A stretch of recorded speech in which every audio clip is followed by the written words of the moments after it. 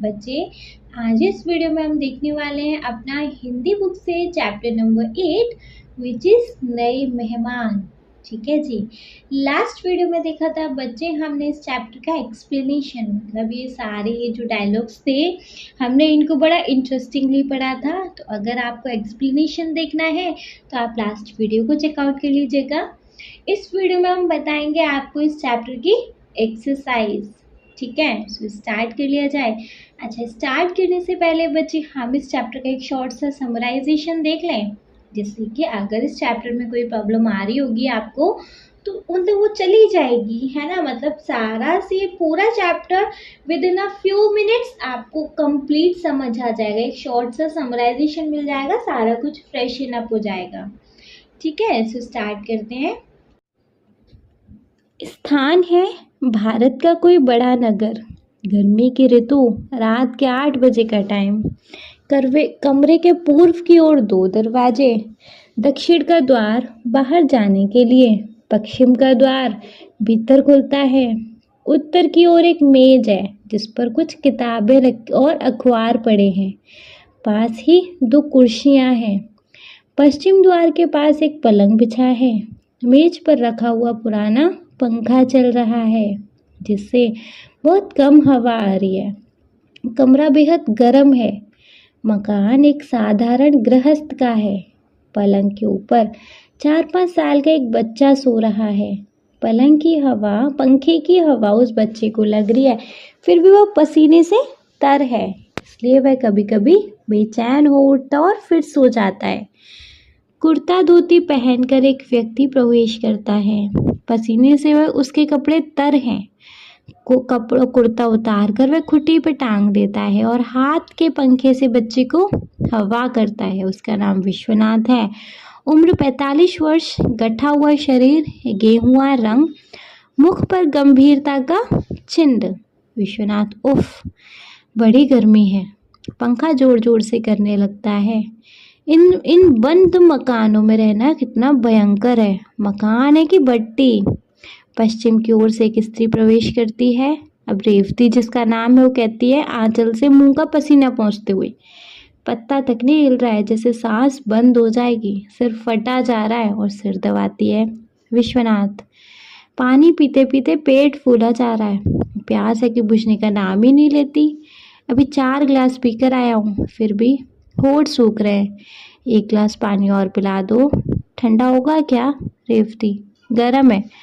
आंगन के घड़े में भी तो पानी ठंडा नहीं होता, हवा लगे तब तो ठंडा हो। जाने कब इस जेल खाने में सड़ना होगा। विश्वनाथ, मकान मिलता ही नहीं, आज 2 साल से दिन रात एक करके ढूंढ रहा हूँ। हाँ, पानी तो ले आओ जरा, गलाई तर कर लूँ। रेवती, बर्फ ही ले आते, पर बर्फ भी कोई कहाँ तक पिए। विश्वनाथ, बर्फ का पानी पीने से क्या फायदा, प्यास जैसी की तैसी, बल्कि दुगनी और लगती है। उफ, लो पंखा कर लो, बच्चे के ऊपर है। रेवती, रहने दो, तुम ही करो। छत इतनी छोटी है कि पूरी खाटें तो आती नहीं। एक खाट पर 2-2, 3-3 बच्चे सोते हैं, तब भी पूरा नहीं पड़ता। विश्वनाथ, यह एक पड़ोसी है निर्दय, जो खाली छत पड़े रहने पर भी बच्चों के लिए खाट नहीं बिछाने देंगे। रेवती, वे तो हमें मुसीबत में देखकर प्रसन्न होते हैं। उस दिन मैंने कहा तो लाला की औरत बोली, क्या छत तुम्हारे लिए है? नकद 50 देते हैं, तब 4 खाटों की जगह मिली है। ना बाबा, यह नहीं हो सकेगा, मैं खाट नहीं बिछाने दूंगी, सब हवा रुक जाएगी, उन्हें और किसी को सोता देख नींद कहाँ आती है। विश्वनाथ, पर बच्चों के सोने में क्या हर्ज है, जरा आराम से सो सकेंगे, कहो तो मैं कहूँ। रेवती, क्या फायदा, अगर लाला मान भी लेगा तो वह नहीं मानेगी। वैसे भी मैं उसकी छत पर बच्चों को अकेला सोना पसंद नहीं करूँगी। विश्वनाथ, फिर जाने दो, मैं आंगन में नीचे कहाँ गया मैं आंगन में नीचे सो जाया करूँगा, कमरे में भला क्या सोया जाएगा। मैं कभी कभी सोचती हूँ, यदि कोई अतिथि आ जाए तो क्या होगा। रेवती, ईश्वर करे इन दिनों कोई मेहमान ना आए, मैं तो ऐसे ही गर्मी के मारे मर रही हूँ। पिछले 15 दिन से दर्द के मारे सर फट रहा है, मैं ही जानती हूँ जैसे रोटी बनाती हूँ। विश्वनाथ, सारे शहर में जैसे आग बरस रही हो। यहाँ की गर्मी से तो ईश्वर बचाए। इसलिए यहाँ गर्मियों में सभी संपन्न लोग पहाड़ों पर चले जाते हैं। रेवती कहती है, चले जाते होंगे, गरीबों की तो मौत है। रेवती जाती है। बच्चा गर्मी से घबरा उठता है और विश्वनाथ जोर जोर से पंखा करता है। विश्वनाथ, इन सुकुमार बालकों का क्या अपराध है? इन्होंने क्या बिगाड़ा है? तमाम शरीर मारे गर्मी के उबल उठाए। रेवती पानी का गिलास लेकर नीचे आती है। रेवती, बड़े का तो अभी तक बुरा हाल है, अभी भी कभी कभी देह गर्म हो जाती है। विश्वनाथ पानी पीकर, उसने क्या कम बीमारी भोगी है? पूरे 3 महीने तो पड़ा रहा। वह तो कहो मैंने उसे शिमला भेज दिया, नहीं तो न जाने। रेवती कहती है, भगवान ने रक्षा की, देखा नहीं सामने वाले की लड़की को फिर से टाइफाइड हो गया और वह चल बसी। तुम कुछ दिनों की छुट्टी क्यों नहीं ले लेते? मुझे डर है कोई बीमार ना पड़ जाए। फिर उसके बाद बच्चे, विश्वनाथ कहता है, छुट्टी कोई दे तब ना, छुट्टी ले भी लूँ तो खर्च चाहिए। खैर, तुम आज ऊपर जाके सो जाओ, मैं आंगन में खाट डालकर पड़ा रहूँगा। बच्चे को ले जाओ, यह गर्मी में बुन रहा है। रेवती, यह नहीं हो सकता, मैं नीचे सो जाऊंगी, तुम ऊपर छत पर जाके सो जाओ। और ऊपर भी क्या हवा है, चारों तरफ से दीवारें तप रही हैं, तुम ही जाओ ऊपर। विश्वनाथ, यही तो तुम्हारी बुरी आदत है, किसी का कहना नहीं मानोगी, बस अपनी ही हाँके जाओगी। 15 दिन से सर में दर्द हो रहा है, मैं कहता हूँ खुली हवा में सो जाओगी तो तबीयत ठीक हो जाएगी। रेवती, तुम तो फालतू की जिद करते हो, भला यहाँ कोई आंगन में तुम्हें नींद आएगी? बंद मकान, हवा का नाम नहीं, रात भर नींद नहीं आएगी, सुबह काम पर भी जाना है, जाओ, मेरा क्या है, पड़ी रहूंगी। विश्वनाथ, नहीं यह नहीं हो सकता, आज तो तुम्हें ऊपर सोना पड़ेगा, वैसे भी मुझे कुछ काम करना है। रेवती, ऐसी गर्मी में क्या काम करोगे? तुम्हें भी ना जाने क्या धुन सवार हो जाती है। जाओ सो जाओ, मैं आंगन में खाट पर इसे लेकर जैसे तैसे रात काट लूंगी, जाओ। विश्वनाथ, अच्छा तुम जानो, मैं तो तुम्हारी भलाई के लिए कह रहा था, मैं ही ऊपर जाता हूँ। बाहर से कोई दरवाज़ा खटखटाता है। रेवती, कौन होगा? विश्वनाथ, न जाने, देखता हूँ। रेवती, हे भगवान, कोई मुसीबत ना आ जाए। बच्चों को पंखा करती है। बच्चा गर्मी के मारे उठ बैठता है, पानी मांगता है, वह बच्चे को पानी पिलाती है, पंखा करती है। इसी समय 2 व्यक्तियों के साथ विश्वनाथ प्रवेश करता है। रेवती बच्चे को लेकर आंगन में चली जाती है। आगंतुक एक साधारण बिस्तर तथा एक संदूक लेकर कमरे में प्रवेश करते हैं। विश्वनाथ भी पीछे पीछे आता है। कमीजों के ऊपर काली बंडी, सिर पर सफ़ेद पगड़ियाँ। बड़े की अवस्था 35 और छोटे की 24 है। बड़े की मूछें मुंह को घेरे हुए, माथे पर सलवट, छोटे की अधकटी मूछें, लंबा मुख, दोनों मैली धोतियां पहने हैं। बड़े का नाम नन्हेमल और छोटे का बाबूलाल है। इस हबड़ तबड़ में दोनों बच्चे ऊपर से उतर आए हैं और दरवाजे के पास खड़े होकर आगंतुकों को देखते हैं। विश्वनाथ बड़े लड़के से, प्रमोद जरा कुर्सी इधर खिसका दो, और दूसरे अतिथि को बोलता है, आप इधर खाट पर आ जाइए, जरा पंखा तेज कर देना किरण। किरण पंखा तेज करती है, पर किंतु पंखा वैसा ही चलता है। नन्हेमल पगड़ी के पल्ले से मुंह का पसीना पहुंचकर उसी से हवा करता हुआ, बड़ी गर्मी है, क्या कहें पंडित जी, पैदल चले आ रहे हैं, कपड़े तो ऐसे हो गए कि निचोड़ लो। विश्वनाथ, जी आप लोग? बाबूलाल, चाचा मेरे कपड़े निचोड़ कर देख लो, एक लोटे से कम पसीना नहीं निकलेगा। धोती ऐसे चर्रा रही है जैसे पुरानी हो, पिछले दिनों नगद 9 रुपए करके खर्च करके खरीदी थी। नन्हेमल, मोतीराम की दुकान से ली होगी, बड़ा ठग है, मैंने भी कुर्तों के लिए 6 गज मलमल मोल ली थी, 1.25 रुपया गज दी, जबकि नत्था मल के यहाँ 9.5 गज आने बिक रही थी। पंडित जी गला सूख रहा है, स्टेशन पर भी पानी नहीं मिला, मन करता है कि लेमन की 5-6 बोतलें पी जाऊं। बाबूलाल, मुझे कोई पिलाकर देखे, 10 से कम नहीं पीऊँगा। बच्चों की ओर देखकर, क्या नाम है तुम्हारा भाई? प्रमोद ने कहा प्रमोद। किरण ने कहा किरण। बाबूलाल, ठंडा ठंडा पानी पिलाओ दोस्त, प्राण सूखे जा रहे हैं। विश्वनाथ, देखो प्रमोद, कहीं से बर्फ मिले तो ले आओ। आप लोग, नन्हेमल कहता है, आपने लोटा कहाँ रखा है? थैले में ही है ना? बाबूलाल, बिस्तर में होगा चाचा, निकालूं क्या? और तो और बिस्तर भी पसीने से भीग गया। चाचा मैं तो पहले नहाऊंगा, फिर जो होगा देखा जाएगा। हाँ नहीं तो, मुझे नहीं मालूम था यहाँ इतनी गर्मी है। नन्हेमल, देखते जाओ हाँ साहब। विश्वनाथ, क्षमा कीजिए, आप किधर से पधारे हैं?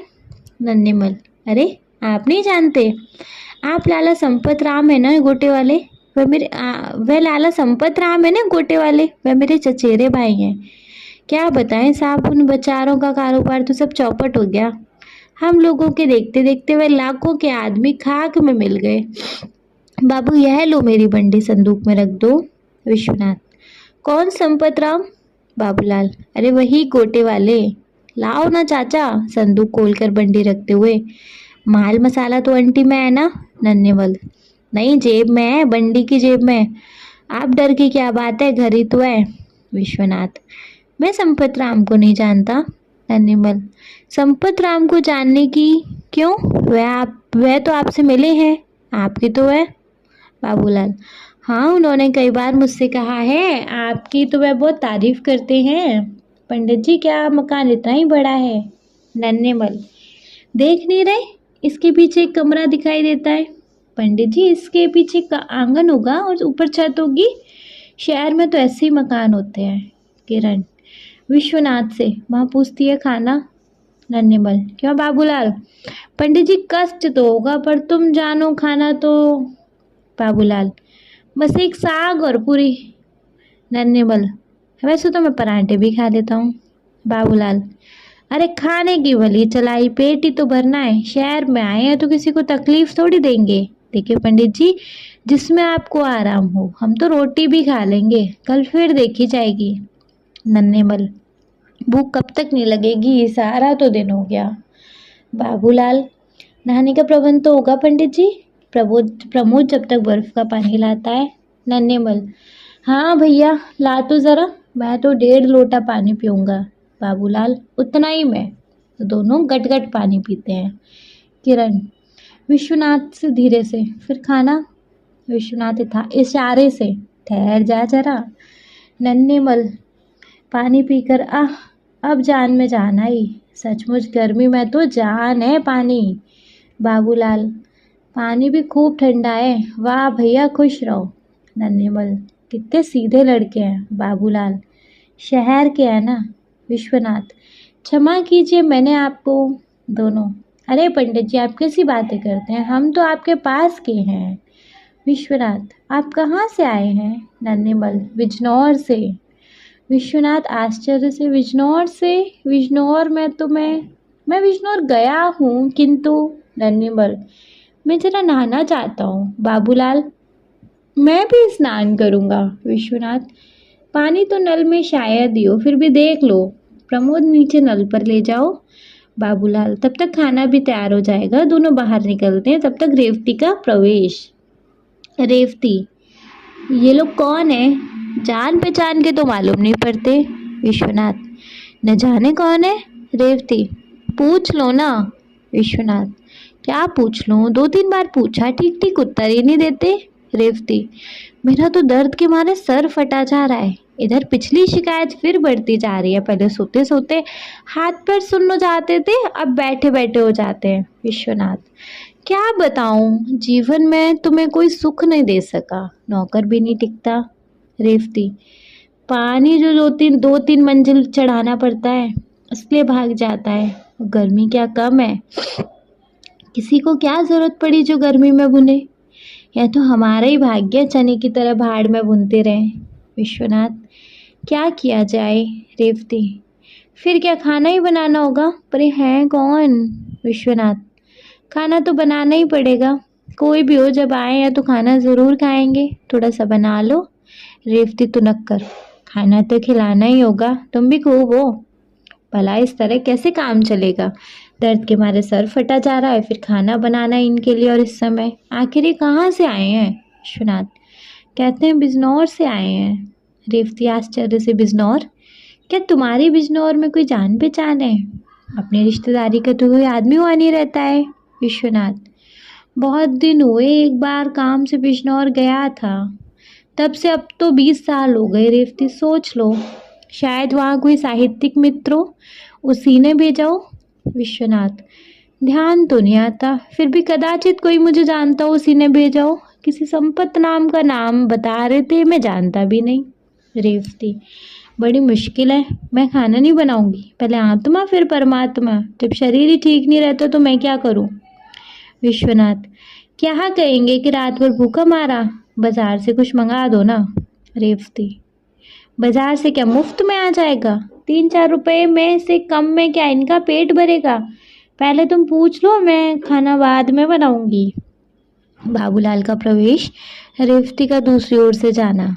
बाबूलाल, तबीयत अब शांत हुई है, फिर भी पसीने से नहा गया हूँ। न जाने पंडित जी आप यहाँ कैसे रहते हैं, पंखा करता है।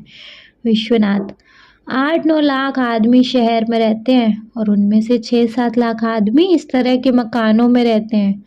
ऊपर छत पे से शोर मचता है। क्या बात है, कैसा झगड़ा है प्रमोद?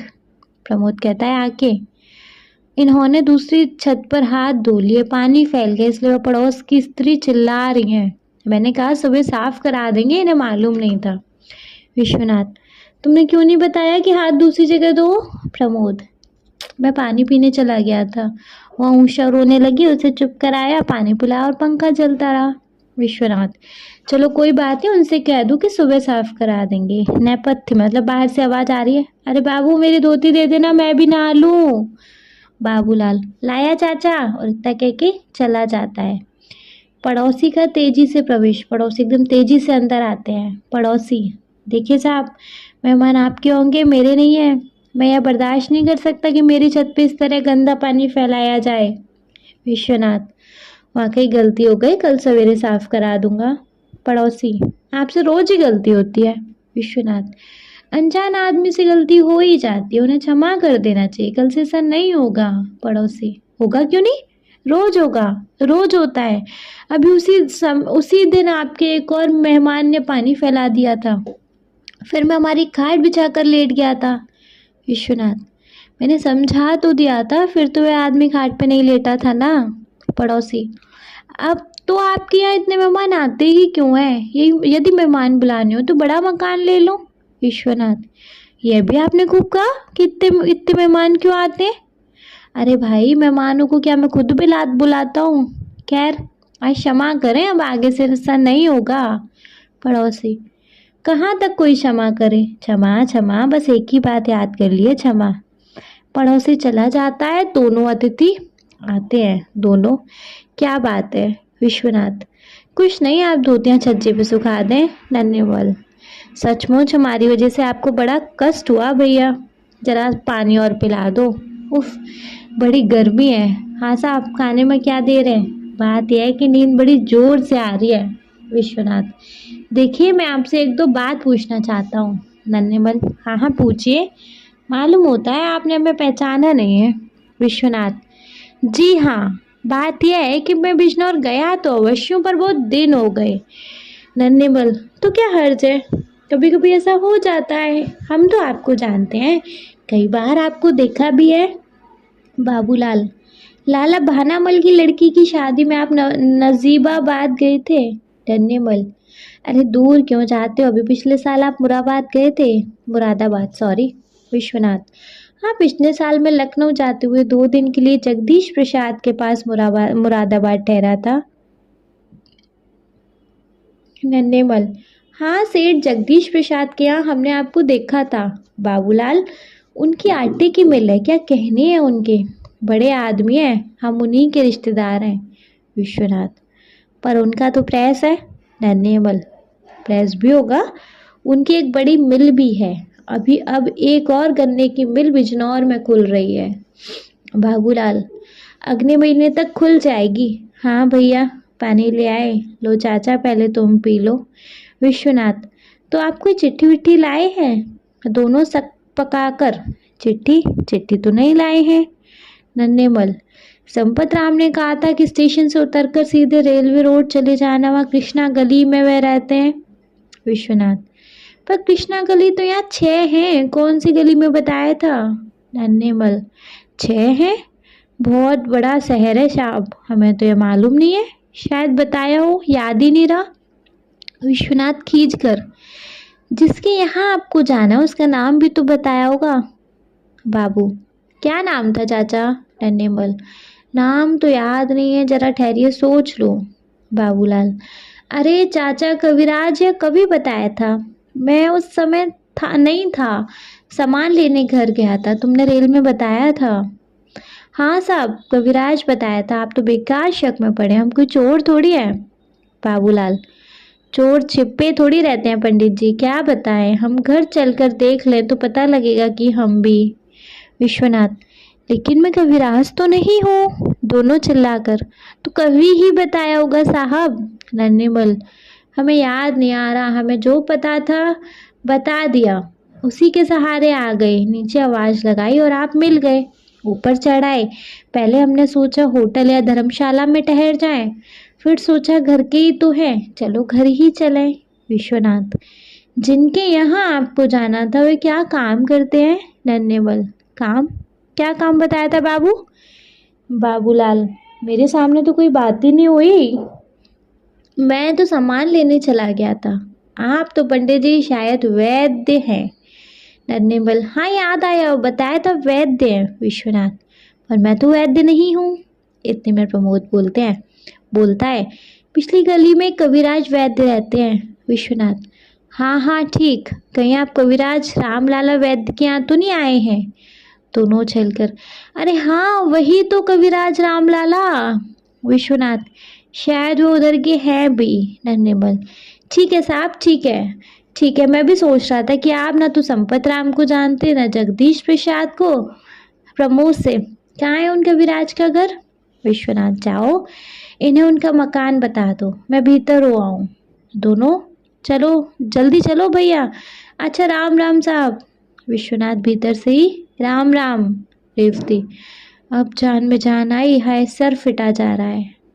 नीचे से आवाज आती है थोड़ा सी धुंधली सी, भले आदमी न जाने कहाँ मकान ले लिया, ढूंढते ढूंढते आधी रात हो गई। फिर प्रसन्न होके, अरे अरे भैया हैं, आओ आओ, तुमने तो खबर भी नहीं दी। आगंतुक, रेवती, दोनों मिलते हैं विश्वनाथ से, पिछले 4 घंटे से बराबर मकान खोज रहा हूँ, क्या मेरा तार नहीं मिला? विश्वनाथ, नहीं तो कब तार दिया था? आगंतुक, कल ही तो झांसी से दिया था, सोचा था कि ठीक समय पर मिल जाएगा। ओह बड़ी परेशानी हुई। रेवती, लो कपड़े उतार लो, पंखा करती हूँ। अरे प्रमोद, जा जल्दी से बर्फ तो ला, मामा जी को ठंडा पानी पिला, और देख नुक्कड़ पर हलवाई की दुकान खुली हो तो। आगंतुक, भाई बहुत बड़ा शहर है, वह तो कहो, मैं भी ढूंढ कर ही रहा, नहीं तो न जाने कहाँ होटल या धर्मशाला में रहना पड़ता। बड़ी गर्मी है, मैं ज़रा बाथरूम जाना चाहता हूँ। विश्वनाथ, हाँ हाँ अवश्य, सामने चले जाइए। आगंतुक, एक बार तो जी में आया कि सामने होटल में ठहर जाऊं, शायद रात को आप लोगों को कोई कष्ट ना हो। रेवती, ऐसा क्यों सोचते हो, कष्ट क्या है का, यह तो हम लोगों का कर्तव्य था। अच्छा तुम तैयार हो, मैं खाना बनाती हूँ। आगंतुक, भाई देखो इस समय खाना वाना रहने दो, मैं पानी पीकर सो जाऊंगा, वैसे मुझे भूख नहीं है। रेवती जाती हुई लौटकर, कैसी बात करते हो भैया, मैं अभी खाना बनाती हूँ। आगंतुक, इतनी गर्मी में रहने दो ना। विश्वनाथ, तुम नहाने तो जाओ। आगंतुक जाता है रेवती से, कहो अब। रेवती, अब क्या, मैं खाना बनाऊंगी, भैया भूखे नहीं सो सकते। ऐसे करके कंटिन्यू हो जाता है ये चीज़। ठीक है जी, ये था बच्चे हमारे इस चैप्टर का शॉर्ट सा समराइजेशन। अब स्टार्ट कर लेंगे बच्चे अपना एक्सरसाइज, जो कि है सबसे पहले पार्ट से। ठीक है, आइए हम सब इस एकांकी को थोड़ा और विस्तार से समझते हैं। नीचे दी गई गतिविधियाँ इस कार्य में आपकी सहायता करेंगी, जिसमें सबसे पहले वी हैव बच्चे मेरी समझ से। इसके अंदर क्या है, मेरी समझ से में क वाला क्वेश्चन देखिए, निम्नलिखित प्रश्नों के उपयुक्त उत्तर के सम्मुख तारा बनाइए। कुछ प्रश्नों के एक से अधिक उत्तर भी हो सकते हैं।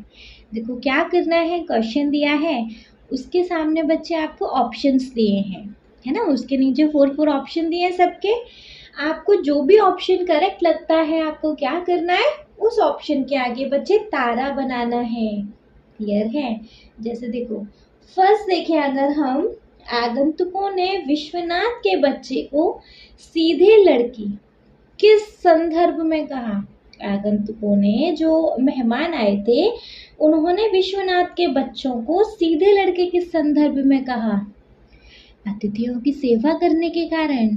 हाँ जी, एक तो देखो ये ऑप्शन तो करेक्ट हो ही सकता है क्योंकि वो अतिथियों की सेवा कर रहे थे कि भाई पानी लाओ प्रमोद, ये करो वो करो, किरण ये चेयर किसका दो जरा, है ना, तो सेवा कर रहे थे तो सीधे तो है ही, ये ऑप्शन करेक्ट है। सेकंड वी हैव किसी तरह का प्रश्न न करने के कारण, ये तो इनवैलिड है, ये तो कोई मतलब नहीं है। नेक्स्ट है आज्ञाकारिता के भाव के कारण। हाँ, क्योंकि वो आज्ञाकारी थे, और भैया आज के ज़माने में बहुत कम बच्चे ऐसे होते हैं जो आज्ञाकारी होते हैं, है ना, तो आज्ञाकारिता के भाव के कारण। हाँ जी, गर्मी को चुपचाप सहने के कारण। जी नहीं, तो बच्चे ऑप्शन करेक्ट है, अतिथियों की सेवा करने के कारण और आज्ञाकारिता के भाव के कारण, है ना। तो आगंतुकों ने विश्वनाथ के बच्चों को सीधे लड़के के संदर्भ में कहा, अतिथियों की सेवा करने के कारण और आज्ञाकारिता के भाव के कारण। करेक्ट। चलिए सेकंड देखेंगे, एक ये पड़ोसी है निर्दयी। विश्वनाथ ने अपने पड़ोसी को निर्दयी क्यों कहा? क्योंकि उन्हें कष्ट में देखकर प्रसन्न होते हैं। बिल्कुल जी, ये तो हकीकत है कि उन्हें कष्ट में देख के वो अतिथि थे बड़े प्रसन्न होते थे। पड़ोसी किसी प्रकार का सहयोग नहीं करते थे, बिल्कुल, वो किसी प्रकार की हेल्प भी नहीं करते थे। इवन गलती से उनके छत पर ये जो गेस्ट आए थे, मेहमान आए थे, उन्होंने हाथ भी धो लिए तो देख लो कितना बवाल मचा दिया, है ना। तो ये दोनों ऑप्शन तो ठीक है ही। लड़ने झगड़ने के अवसर ढूंढते थे, ऐसा नहीं करते थे। अतिथियों का अपमान करते थे, जी नहीं, ये भी नहीं। तो ऑप्शन करेक्ट है, उन्हें कष्ट में देख के प्रसन्न होते थे और पड़ोसी किसी प्रकार का सहयोग नहीं करते थे। तो एक ये पड़ोसी है निर्दयी। विश्वनाथ ने अपने पड़ोसी को निर्दयी क्यों कहा? उन्हें कष्ट में देखकर प्रसन्न होते थे, पड़ोसी किसी प्रकार का सहयोग नहीं करते थे। ये दोनों ऑप्शन करेक्ट होंगे जी।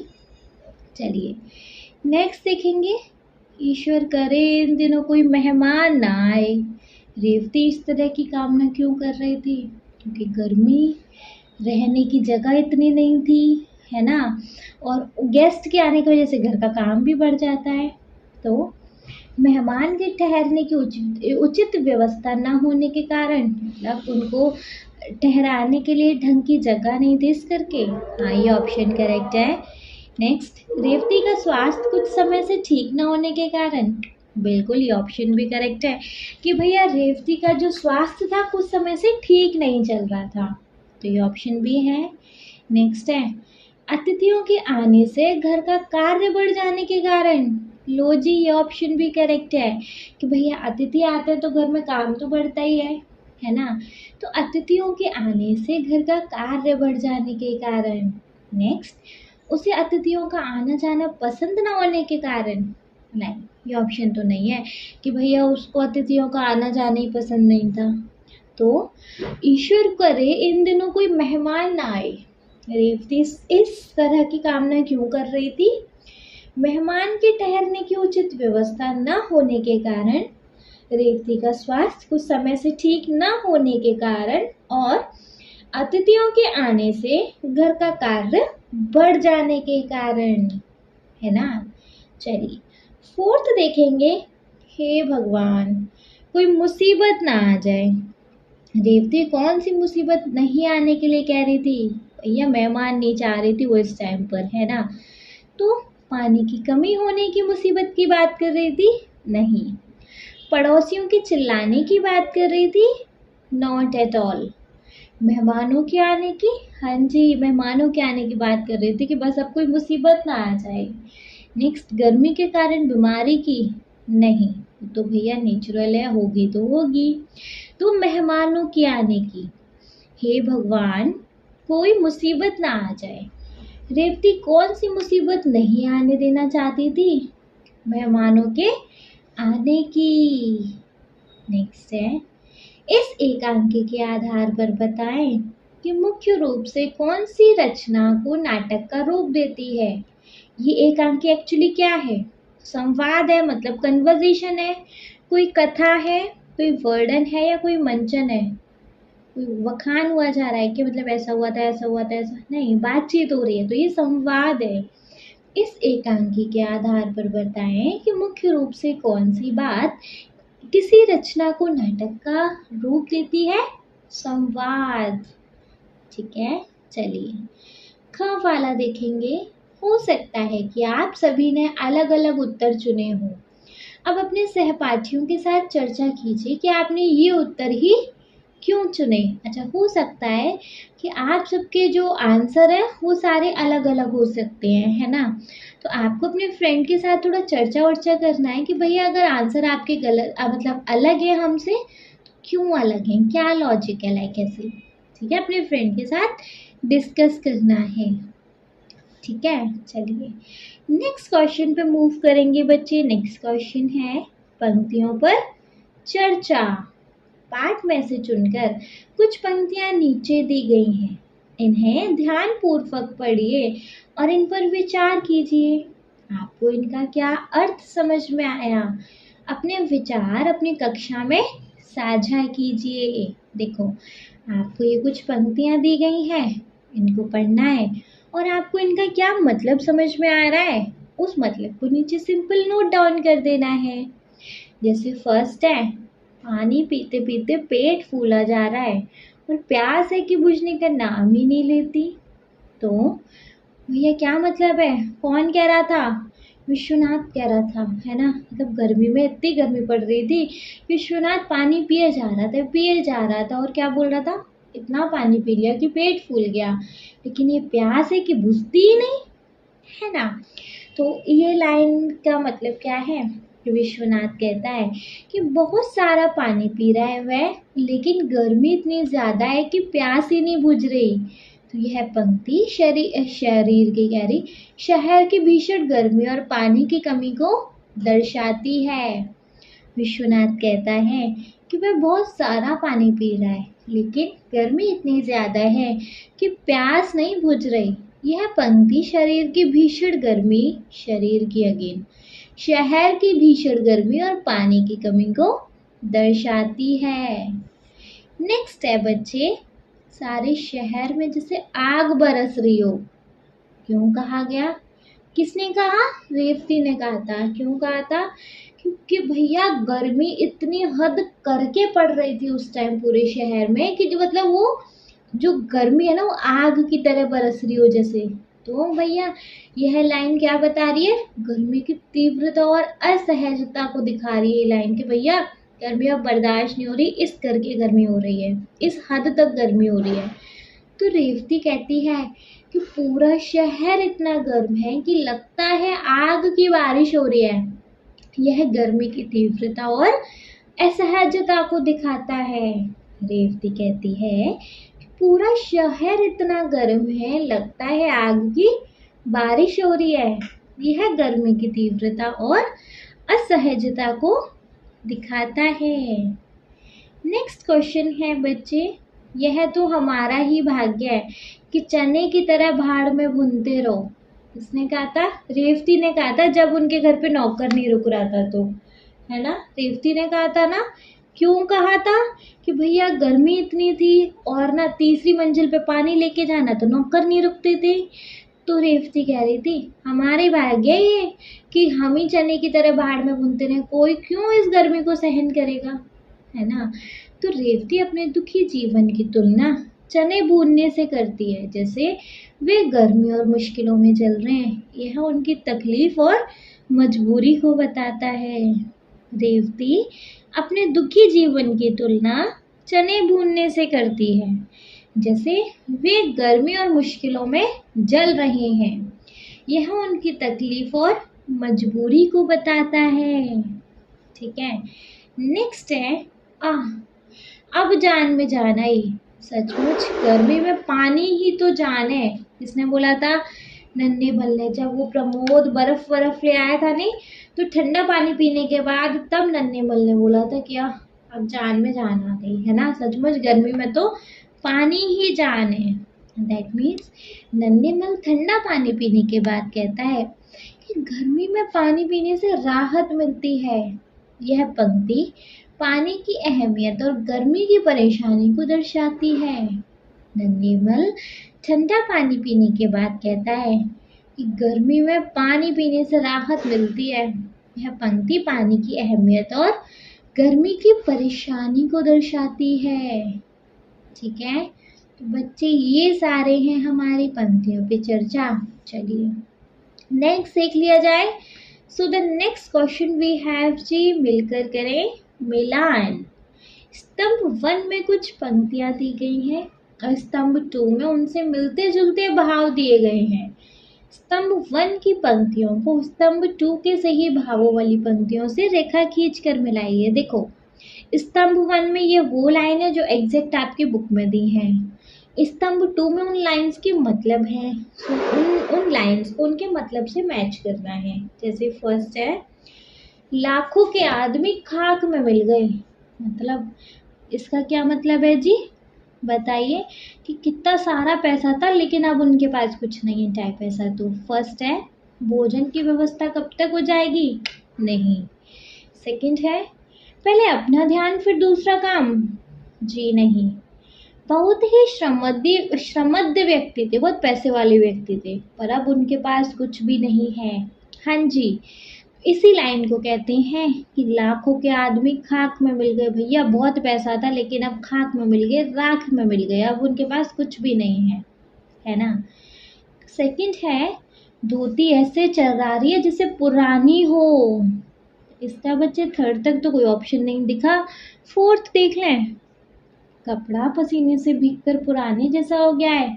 बिल्कुल, धोती ऐसे चर्रा रही है जैसे पुरानी हो। तो इसका फोर्थ है कपड़ा पसीने से भीगकर पुराने जैसा हो गया है। बिल्कुल यही है। थर्ड है माल मसाला तो अंटी में है ना। इसका फिफ्थ पे आ जाओ, धनराशि सुरक्षित तो है ना। माल मसाला मतलब रुपया पैसा तो अंटी में है ना, तो धनराशि सेफ तो है ना, सुरक्षित तो है ना। तो इसका फिफ्थ ऑप्शन करेक्ट है कि माल मसाला तो अंटी में है ना, धनराशि सुरक्षित तो है ना। नेक्स्ट फोर्थ है खाने में क्या देरदार है। मतलब खाने में कितनी देर है, कब तक बन जाएगा टाइप। फर्स्ट देखो भोजन की व्यवस्था कब तक हो जाएगी, है ना। तो खाने में क्या देरदार है, इसका फर्स्ट है भोजन की व्यवस्था कब तक हो जाएगी। फिफ्थ है पहले आत्मा फिर परमात्मा।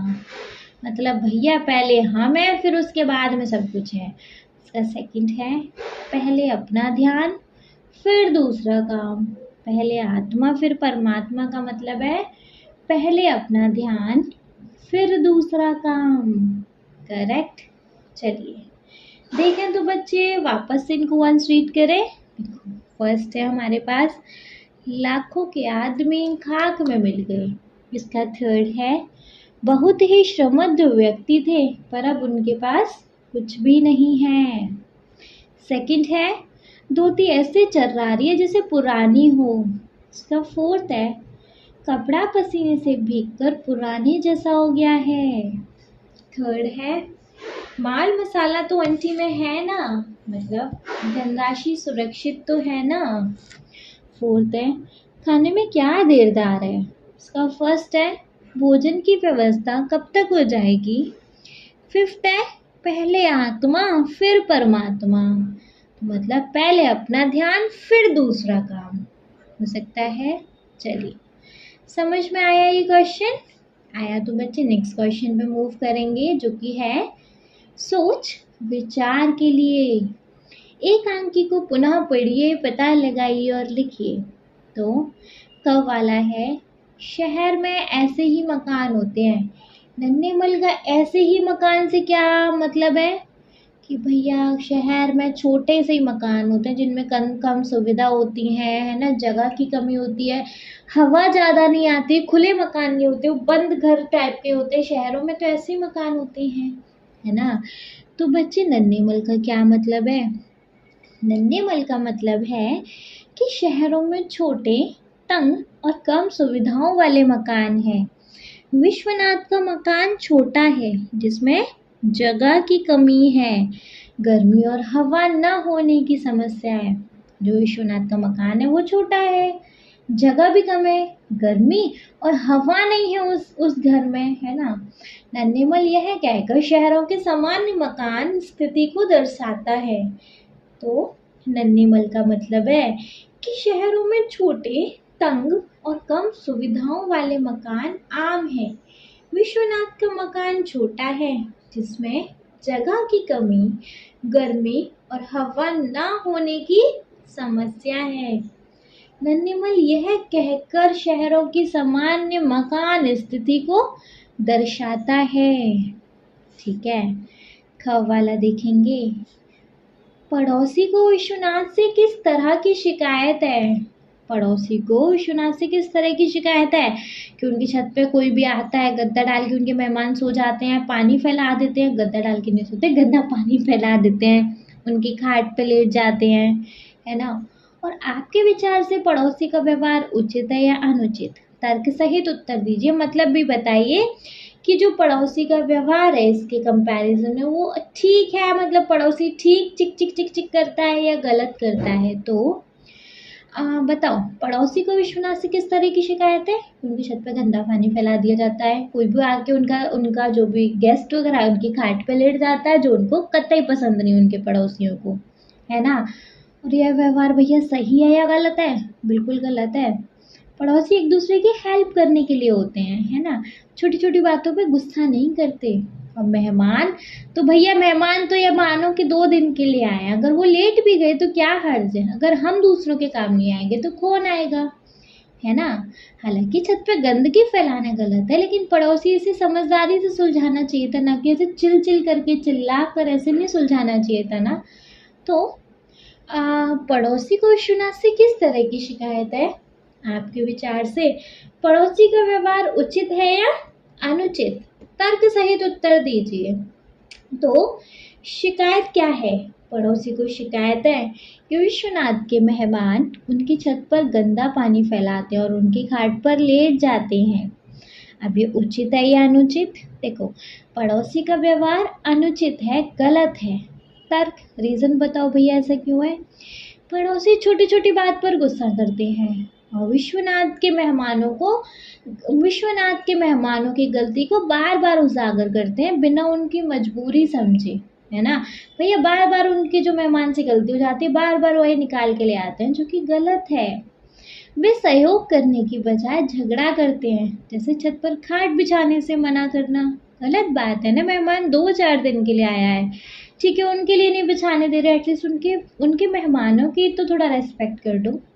हालांकि छत पर गंदगी फैलाना गलत है, लेकिन पड़ोसी को इसे समझदारी से सुलझाना चाहिए था, न कि चिल्लाना।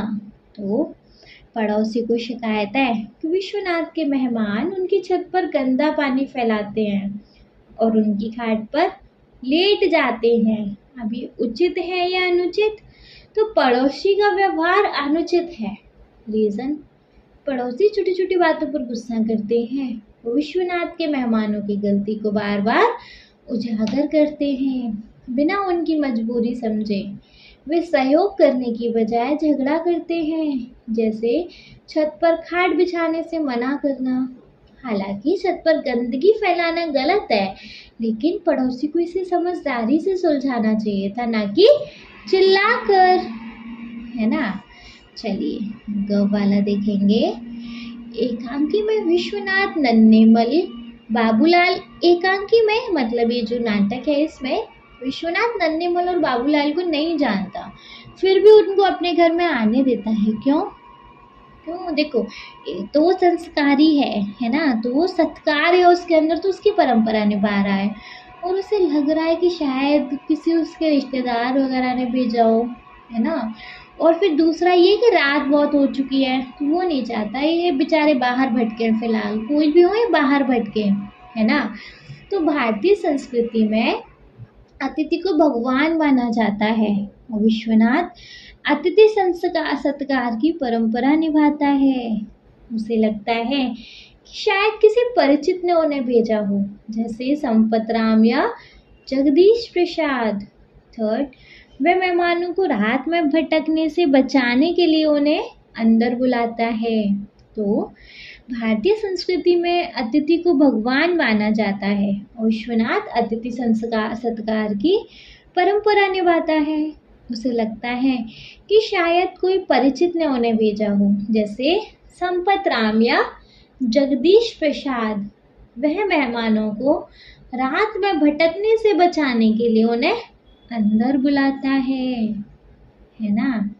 चलिए नेक्स्ट सीखेंगे। घ वाला है एकांकी में उन संवादों को ढूंढ के लिखिए जिनसे पता चलता है कि बाबूलाल और नन्हेमल विश्वनाथ के परिचित नहीं थे।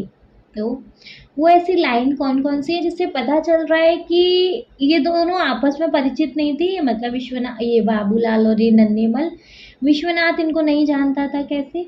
देखो, वो लाइन हो सकती है, विश्वनाथ कह रहा था मैं संपत राम को नहीं जानता, नन्हेमल संपत राम को जानने की क्यों, वह तो आपसे मिले हैं। विश्वनाथ, मैं कविराज तो नहीं हूँ। नन्हेमल, हमें याद नहीं आ रहा, हमें जो पता दिया था उसी के सहारे आ गए। विश्वनाथ, जिनके यहाँ आपको जाना था वे क्या काम करते हैं। बाबूलाल, मेरे सामने तो कोई बात ही नहीं हुई, मैं तो सामान लेने चला गया था। ये संवाद दिखाते हैं कि नन्हेमल और बाबूलाल विश्वनाथ को ठीक से नहीं जानते और गलत जगह आ गए हैं, है ना। तो कौन कौन से संवाद हैं? विश्वनाथ कहता है मैं संपत राम को नहीं जानता। नन्हेमल, संपत राम को जानने की क्यों, वह तो आपसे मिले हैं। विश्वनाथ कहता है मैं कविराज तो नहीं हूँ। नन्हेमल, हमें याद नहीं आ रहा, हमें जो पता दिया था उसी के सहारे आ गए। विश्वनाथ, जिनके यहाँ आपको जाना था वे क्या काम करते हैं। बाबूलाल, मेरे सामने तो कोई बात ही नहीं हुई, मैं तो सामान लेने चला गया था। तो ये संवाद दिखाते हैं कि नन्हेमल और बाबूलाल विश्वनाथ को ठीक से नहीं जानते और गलत जगह आ गए हैं। ठीक है, चलिए ड देखेंगे। एकांकी के उन वाक्यों को ढूंढकर लिखिए जिनसे पता चलता है कि शहर में भीषण गर्मी पड़ रही है। भैया वो लाइंस ढूंढ ढूंढ के लिखो जिनसे पता चल रहा है कि बड़ी गर्मी है। जैसे वो लाइन कौन कौन सी है? उफ, बड़ी गर्मी है। सारे शहर में जैसे आग बरस रही हो। प्यास है कि बुझने का नाम ही नहीं लेती। ये तो हमारा ही भाग्य है जो चने की तरह बाढ़ में बुनते रहे। सचमुच गर्मी में तो पानी ही जान है। चारों तरफ दीवारें तप रही हैं, फिर भी पसीने से नहा गया हूँ। और भी बहुत सारी अगर लाइन्स आपको मिल जाएं तो वो सारी भी ऐड ऑन कर सकते हैं। तो कौन कौन सी लाइन है? उफ, बड़ी गर्मी है। सारे शहर में जैसे आग बरस रही हो। प्यास है कि बुझने का नाम ही नहीं लेती। ये तो हमारा ही भाग्य है जो चने की तरह बाढ़ में बुनते रहे। सचमुच गर्मी में पानी ही तो जान है। चारों तरफ दीवारें तप रही हैं, फिर भी पसीने से नहा गया हूँ, है ना। समझ में आ गया? चलिए, समझ में आ गया तो बच्चे देखेंगे अपना नेक्स्ट क्वेश्चन बच्चे, विच इज अनुमान और कल्पना से। अपने समूह में मिलकर चर्चा कीजिए करेंगे। कब वाला है? एकांकी में विश्वनाथ अपनी पत्नी को अतिथियों के लिए भोजन की व्यवस्था करने के लिए कहता है। साथ ही रेवती की अस्वस्थता का विचार करके भोजन बाहर से मंगवाने का भी सुझाव देता है। लेकिन उसे स्वयं अतिथियों के लिए भोजन बनाने के विषय में क्यों नहीं सोचा उसने? मतलब वो चाहता तो वो खुद भी तो भोजन बना सकता था ना। बाहर से मंगवाने का सुझाव दे रहा है या खुद बनाने के लिए कह रहा है, लेकिन वो खुद भी तो बना सकता था ना। तो ऐसा क्यों किया बताइए? क्यों नहीं सोचा होगा उसने? अपने मन से लिखना है यहाँ पे। जो भी आप यहाँ आइडिया लगाना चाहते हो कि भैया उसने क्यों नहीं किया होगा, उसको आता नहीं होगा, उसको खाना बनाने की आदत नहीं होगी, है ना। तो एकांकी में विश्वनाथ अपनी पत्नी रेवती को अतिथियों के लिए भोजन बनाने को कहता है और उसकी अस्वस्थता को देखते हुए बाजार से खाना मंगवाने का भी सुझाव देता है। लेकिन उसने खुद खाना बनाने के बारे में नहीं सोचा। इसके कई कारण हो सकते हैं। उस समय के भारतीय समाज में रसोई का काम ज़्यादातर महिलाओं का माना जाता है। भैया कि लेडीज़ ही काम करेंगी, जेंट्स नहीं करेंगे। इसलिए विश्वनाथ ने शायद इस रिवाज के कारण खुद खाना बनाने की नहीं सोची। साथ ही वह खुद गर्मी और थकान से परेशान था और उसे रसोई का काम करने का अनुभव या आदत नहीं रही होगी, है ना। तो रेवती की तबीयत खराब होने के बावजूद विश्वनाथ ने बाहर से खाना मंगवाने का विकल्प सुझाया, जो कि उसकी चिंता को दिखाता है। लेकिन सामाजिक मान्यताओं के कारण उसने खुद खाना बनाने की जिम्मेदारी नहीं ली। क्योंकि देखो जी, आज के टाइम में तो ठीक है कि लड़का लड़की सब बराबर है, लेकिन ना पुराने टाइम में क्या रहता था कि नहीं, ये काम औरतों का है तो ये वही करेंगी, आदमियों का काम ये है तो वो यही करेंगे, है ना। तो पहले ये थिंकिंग भी बहुत थी ना, तो इस करके उसको ये चीज़ नहीं दिमाग में। और सेकंड, फिर उसको आदत भी नहीं, उसको पता भी नहीं कि खाना कैसे बनता है। बनाया हो तो पता हो ना। तो एकांकी में विश्वनाथ अपनी पत्नी रेवती को अतिथियों के लिए भोजन बनाने को कहता है और उसकी अस्वस्थता को देखते हुए बाहर से खाना मंगवाने का सुझाव भी देता है। लेकिन उसने खुद खाना बनाने के बारे में नहीं सोचा। इसके कई कारण हो सकते हैं, जैसे उस समय के भारतीय समाज में रसोई का काम ज़्यादातर महिलाओं का माना जाता था। इसलिए विश्वनाथ ने शायद इस रिवाज के कारण खुद खाना बनाने की नहीं सोची। साथ ही वह खुद गर्मी और थकान से परेशान था और उसे रसोई का काम करने का अनुभव या आदत नहीं रही होगी। रेवती की तबीयत खराब होने के बावजूद विश्वनाथ ने बाजार से खाना मंगवाने का विकल्प सुझाया, जो उसकी चिंता को दिखाता है। लेकिन सामाजिक मान्यताओं के कारण उसे खुद खाना बनाने की जिम्मेदारी उसने नहीं ली। क्लियर क्लियर हो गया। चलो तो ख वाला देखेंगे। एकांकी में विश्वनाथ का बेटा प्रमोद अतिथियों के पेयजल मतलब पानी वानी की व्यवस्था करता है। छोटी बहन का भी ध्यान रखता है। प्रमोद को इस तरह के उत्तरदायित्व क्यों दिए गए होंगे? क्यों दिए गए होंगे बच्चे, बताइए। क्योंकि वो अपने अपने परिवार का बड़ा बेटा है, तो इस करके वो समझदार माना जाता है। और प्रमोद का आज्ञाकारी स्वभाव, जैसे मेहमानों के लिए पानी लाना, पंखा चलाना, दिखाता है कि वह जिम्मेदारी निभाने में सक्षम है ना।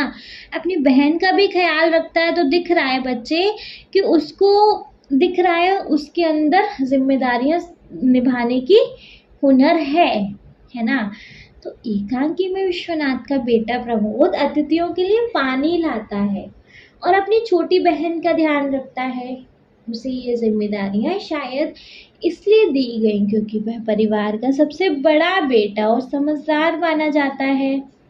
प्रमोद का आज्ञाकारी स्वभाव, जैसे मेहमानों के लिए पानी लाना और पंखा चलाना, दिखाता है कि वह जिम्मेदारी निभाने में सक्षम है। विश्वनाथ और रेवती गर्मी, बीमारी और मेहमानों की खातिरदारी से परेशान थे, इसलिए उन्होंने प्रमोद को ये काम सौंपे। साथ ही यह भी संभव है कि परिवार में बच्चों को छोटी मोटी जिम्मेदारियां सिखाने की परंपरा रही हो, ताकि वह भविष्य में परिवार की मदद कर सकें, है ना। तो एकांकी में विश्वनाथ का बेटा प्रमोद अतिथियों के लिए पानी लाता है और अपनी छोटी बहन का ध्यान रखता है। उसे ये जिम्मेदारियां शायद इसलिए दी गई क्योंकि वह परिवार का सबसे बड़ा बेटा है और समझदार माना जाता है। प्रमोद का आज्ञाकारी स्वभाव, जैसे मेहमानों के लिए पानी लाना और पंखा चलाना, दिखाता है कि वह जिम्मेदारियां निभाने में सक्षम है। विश्वनाथ और रेवती गर्मी, बीमारी और मेहमानों की खातिरदारी से परेशान थे, इसलिए उन्होंने प्रमोद को ये काम सौंपे। साथ ही यह भी संभव है कि परिवार में बच्चों को छोटी मोटी जिम्मेदारियां सिखाने की परंपरा रही हो, ताकि वे भविष्य में परिवार की मदद कर सकें। ठीक है, समझ आ गया। चलिए आ गया तो देखेंगे अपना ग वाला। कैसी बात करते हो भैया, मैं अभी खाना बनाती हूँ। भीषण गर्मी और सिर दर्द के बावजूद भी रेवती भोजन की व्यवस्था करने के लिए क्यों तैयार हो गई होगी? भैया भैया आए हैं उसके, भैया से बड़ा प्यार करती थी वो, है ना? और भैया के प्रति अपना आदर करना और उनका अपना कर्तव्य समझती थी, है ना? तो रेवती अपने भाई के लिए कहती है, कैसी बात करते हो भैया, मैं अभी खाना बनाती हूँ।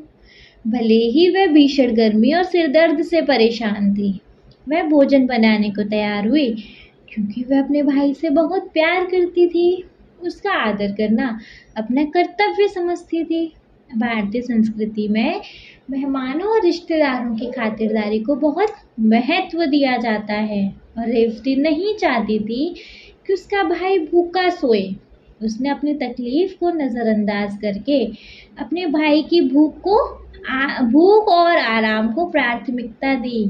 यह भी संभव है कि वह अपने परिवार की इज्जत बनाए रखना चाहती थी ताकि भाई को लगे कि उसका स्वागत अच्छे से हुआ, है ना? तो रेवती अपने भाई के लिए कहती है, कैसी बात करते हो भैया, मैं अभी खाना बनाती हूँ। भले ही वह भीषण गर्मी और सिरदर्द से परेशान थी, वह भोजन बनाने को तैयार हुई क्योंकि वह अपने भाई से बहुत प्यार करती थी। उसका आदर करना अपना कर्तव्य समझती थी। भारतीय संस्कृति में मेहमानों और रिश्तेदारों की खातिरदारी को बहुत महत्व दिया जाता है और रेवती नहीं चाहती थी कि उसका भाई भूखा सोए। उसने अपनी तकलीफ को नज़रअंदाज कर अपने भाई की भूख और आराम को प्राथमिकता दी। यह भी संभव है कि वह अपने परिवार की इज्जत बनाए रखना चाहती थी ताकि भाई को लगे कि उसका स्वागत अच्छे से नहीं हुआ।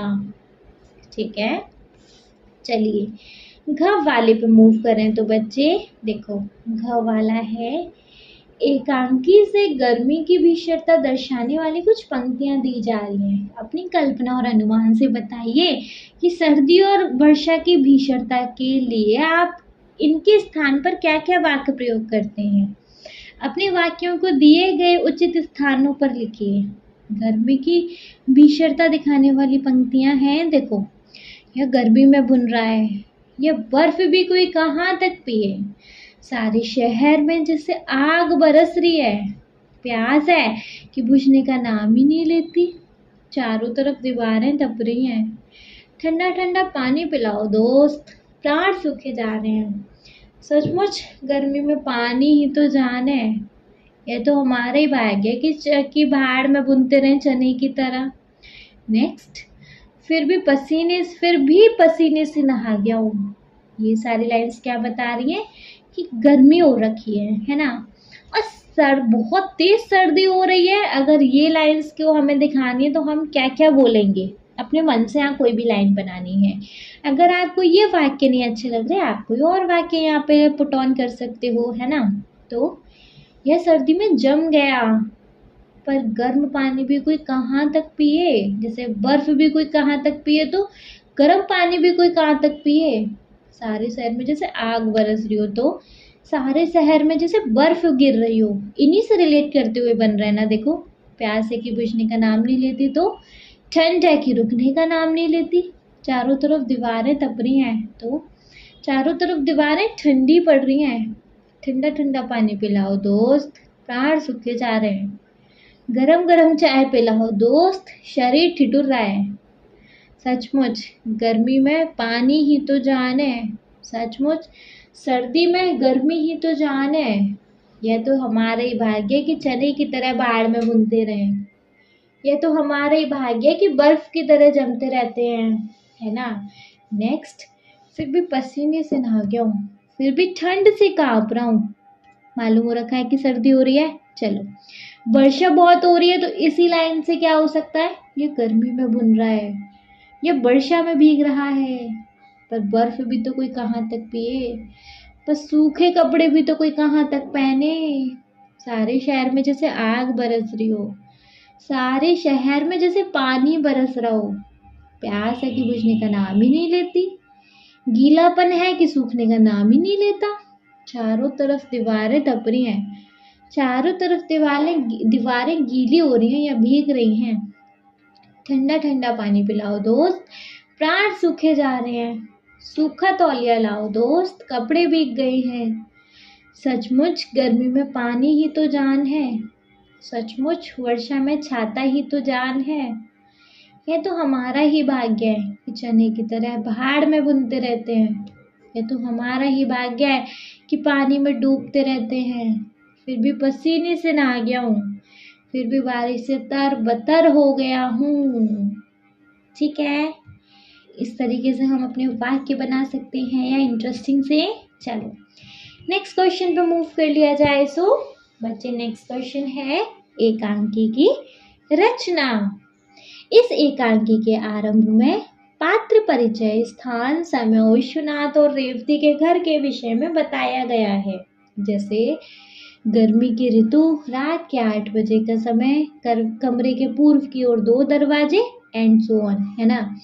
विश्वनाथ कह रहा है उफ गर्मी बड़ी है, पंखा जोर जोर से करने लगता है। इन बंद मकानों में रहना कितना भयंकर है। मकान है कि भट्टी। पश्चिम की ओर से एक स्त्री प्रवेश करती है।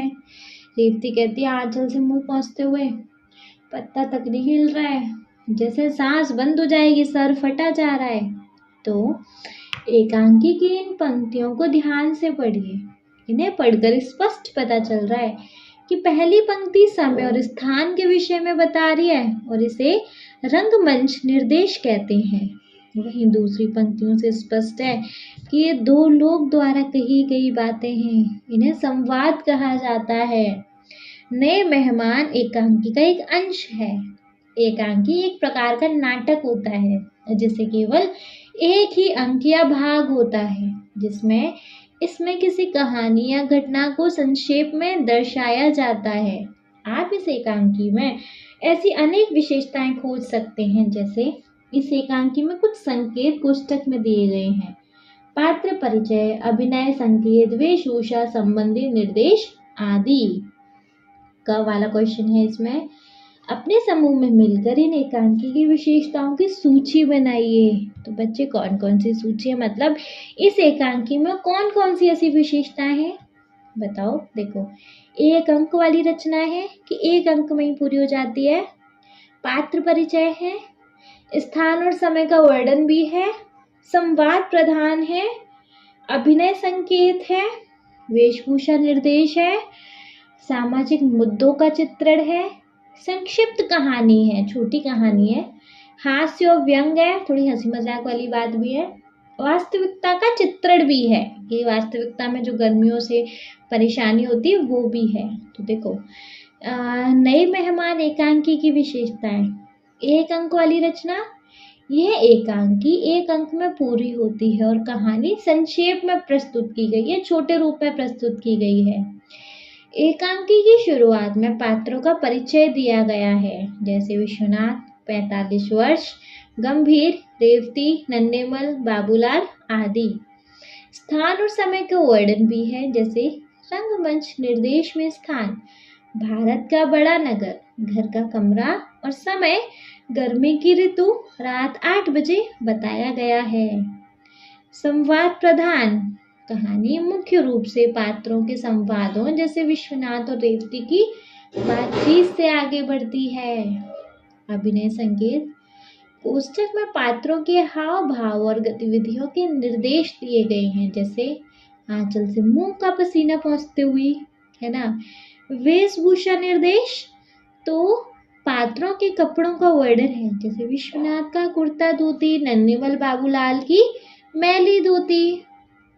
सामाजिक मुद्दों का चित्रण है। जैसे एकांकी में मध्य वर्गीय परिवार की परेशानियां, जैसे गर्मी, छोटा मकान, मेहमानों की खातिरदारी दिखाई गई है। संक्षिप्त कहानी, ये एक छोटी सी घटना अनजान मेहमानों का आने पर आधारित है, जो एक रात में पूरी होती है। एक रात की तो कहानी है बस ये।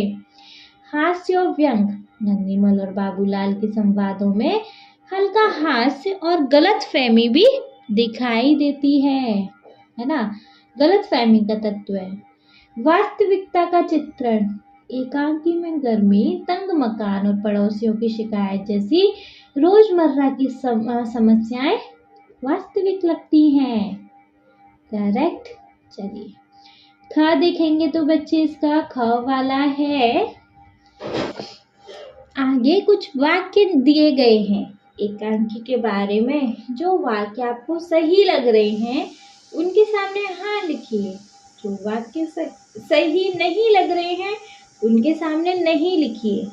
जैसे जो वाक्य आपको सही दिखाई दे रहे हैं उनके आगे हाँ, जो वाक्य गलत दिखाई दे रहे हैं उनके आगे ना। जैसे नए मेहमान एकांकी में पूरी कहानी एक ही स्थान घर में घटित होती दिखाई दे रही है।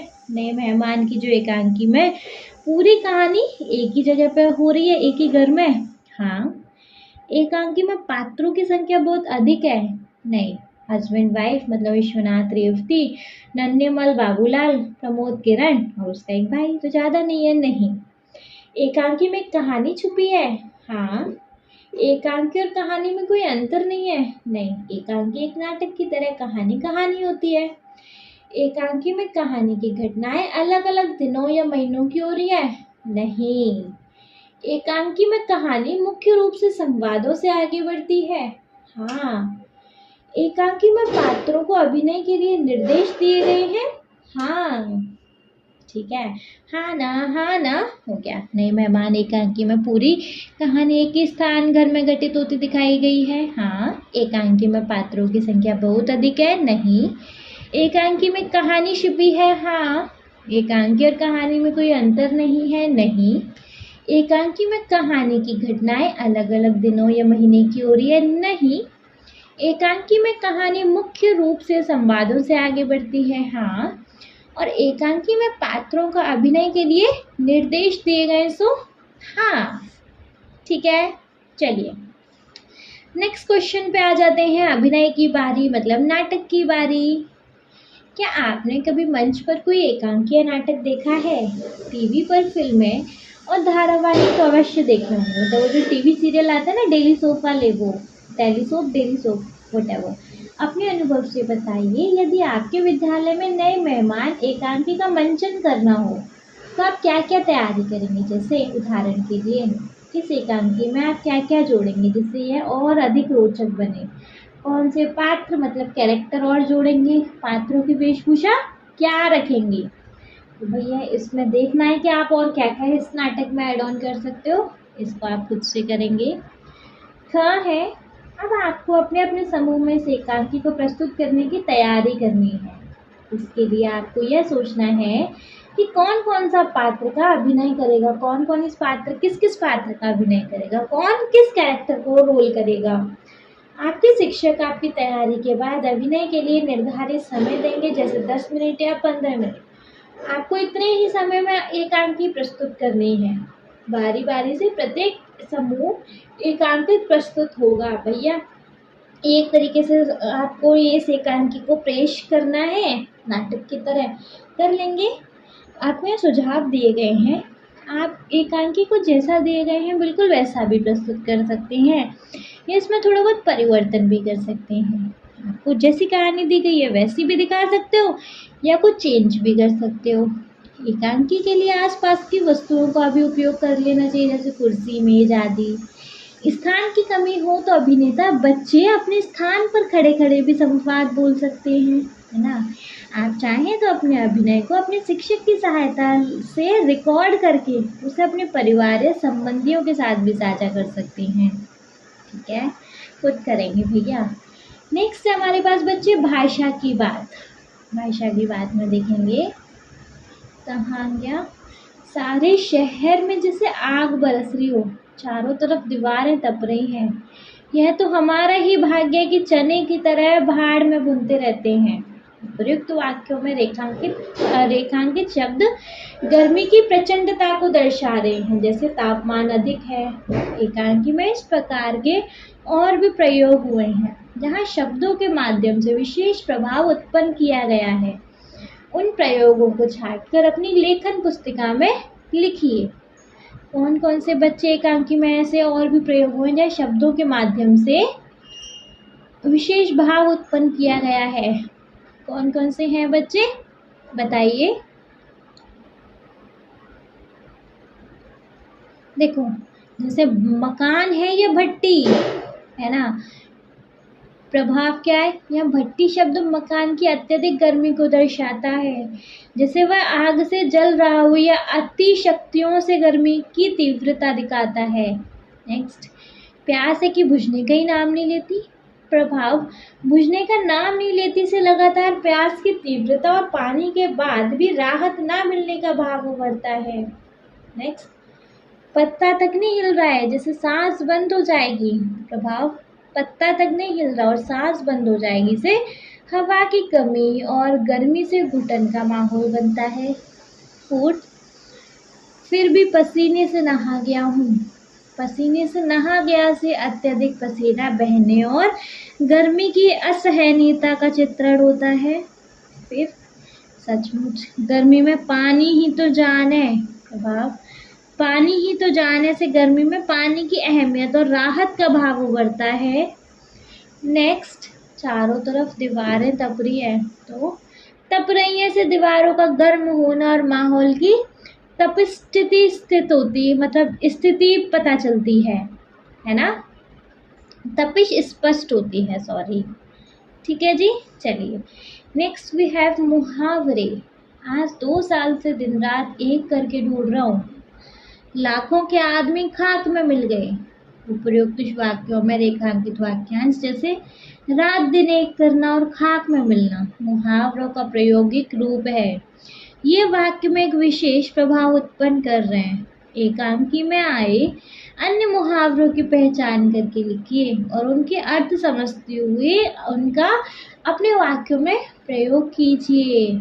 बच्चे देखो, जैसे यहाँ कौन कौन से मुहावरे यूज हो रहे हैं। जान में जान आई, है ना, एक ये हो रहा है। वाक्य क्या, अब जान में जान आई, सचमुच गर्मी में पानी ही तो जान है। इसका मतलब क्या है, राहत या ताजगी महसूस होना। जान में जान आना तो राहत या ताजगी महसूस होना। मेरा वाक्य क्या है, गर्मी में ठंडा पानी पीने के बाद मेरी जान में जान आई। मुहावरा है बच्चे। नेक्स्ट है गला सूखा जा रहा है, जिसका वाक्य हो सकता है, पंडित जी गला सूखा जा रहा है, स्टेशन पर पानी भी नहीं मिला। मतलब क्या है इसका, बहुत प्यास लगना। हमारा वाक्य क्या हो सकता है, कुछ और, इतनी देर धूप में चलने के बाद मेरा गला सूखा जा रहा है ना। नेक्स्ट है प्राण सूखे जा रहे हैं, इसका क्या हो सकता है, इसका वाक्य जो बुक में है वो क्या है, ठंडा ठंडा पानी पिलाओ दोस्त, प्राण सूखे जा रहे हैं। मतलब क्या है इसका, अत्यधिक प्यास या थकान से परेशान होना। हमारा वाक्य क्या हो सकता है कि गर्मी में स्कूल से लौटकर मेरे प्राण सूखे जा रहे थे। गर्मी में स्कूल से लौटकर मेरे प्राण सूखे जा रहे थे। नेक्स्ट है फोर्थ, सिर फटा जा रहा है। सिर फटा जा रहा है का वाक्य जो बुक में है वो है, सिर फटा जा रहा है, रेवती का सिर दर्द। अर्थ, बहुत तेज दर्द या परेशानी होना। वाक्य क्या है, इतना काम करने के बाद मेरा सर फटा जा रहा है। इतना काम करने के बाद मेरा सर फटा जा रहा है। ठीक है, चलो नेक्स्ट क्वेश्चन देखेंगे बच्चे, जो कि है बात पर बल देना। वह तो कहो मैं भी ढूंढ कर ही रहा। उपयुक्त वाक्य से रेखांकित शब्द ही हटाकर पढ़िए।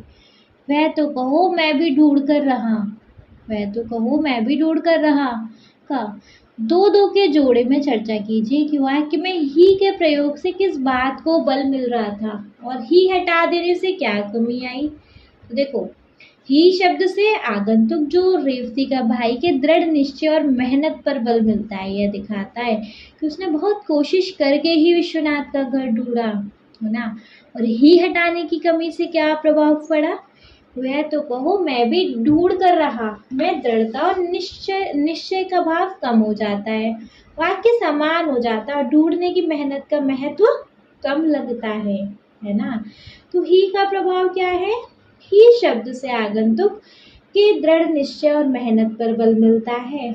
यह दिखाता है कि उसने बहुत कोशिश करके ही विश्वनाथ का घर ढूंढा। और ही हटाने की कमी, वह तो कहो मैं भी ढूंढ कर रहा, में दृढ़ता और निश्चय का भाव कम हो जाता है, वाक्य सामान्य हो जाता है और ढूंढने की मेहनत का महत्व कम लगता है। ठीक है, चलिए इसका ख वाला देखेंगे। ख वाला कहाँ गया बच्चे? इसका ख वाला नीचे लिखे वाक्यों में से ऐसे स्थान पर ही का प्रयोग कीजिए कि वे सामने लिखा अर्थ देने लगे। जैसे क विश्वनाथ के अतिथि यहाँ रुकेंगे, तो यहाँ क्या दे सकते हैं नया वाक्य? विश्वनाथ के अतिथि ही यहाँ रुकेंगे, मतलब क्या है? और किसी के अतिथि नहीं, है ना। विश्वनाथ के अतिथि यहाँ रुकेंगे, यहाँ के अतिरिक्त और कहीं नहीं। इसका क्या हो सकता है कि विश्वनाथ के अतिथि यहाँ ही रुकेंगे।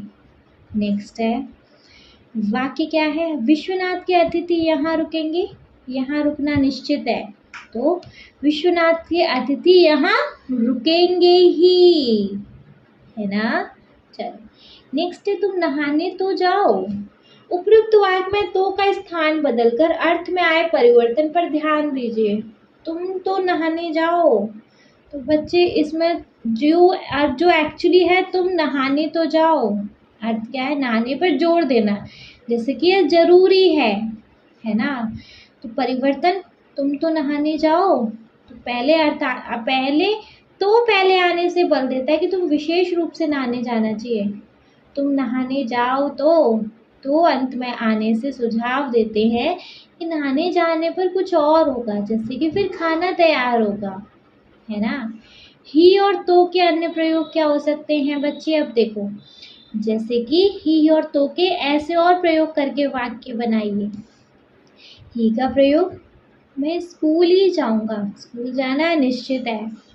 ये किताब मैंने ही पढ़ी है, किसी और ने नहीं पढ़ी, है ना। और तो का प्रयोग, तुम पढ़ाई तो कर लो, पढ़ाई पर जोर, तुम तो पढ़ाई कर लो, तुम्हें विशेष रूप से पढ़ना चाहिए, है ना। नेक्स्ट, तुम पढ़ाई कर लो, तो पढ़ाई करने पे कुछ और होगा, हो सकते हैं। चलिए नेक्स्ट देखेंगे बच्चे पाठ से आगे में देखेंगे आपकी बात के अंदर बच्चे सबसे पहले है